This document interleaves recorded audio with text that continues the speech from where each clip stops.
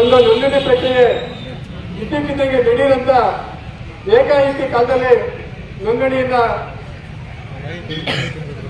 ಅಂತಿಮಗೊಳಿಸಿ ಪ್ರಕ್ರಿಯೆ ಮುಕ್ತಾಯ ಆಗಿದೆ ಅಂತ ಹೇಳಿ ರೈತರಿಗೆ ದಿಕ್ಕ ತಪ್ಪಿಸುವಂತ ಕೆಲಸವನ್ನ ಸರ್ಕಾರ ಮಾಡ್ತದೆ. ನಂತರದಲ್ಲಿ ನಾವು 2-3 ಬಾರಿ ಸರ್ಕಾರಕ್ಕೆ ಪತ್ರ ಮುಖಾಂತರ ಹೋರಾಟದ ಮುಖಾಂತರ ಎಚ್ಚರಿಕೆಯನ್ನು ನಾವು ಕೊಟ್ಟಿದ್ದೀವಿ. ಅಂತಿಮವಾಗಿ ನಮಗೆ ರೈತರಿಗೆ ಸ್ಪಷ್ಟವಾದ ಉತ್ತರ ಬಂದಿಲ್ಲ.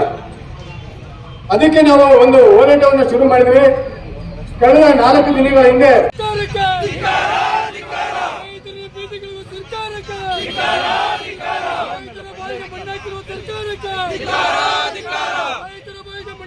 ಸರ್ಕಾರಕ್ಕೆ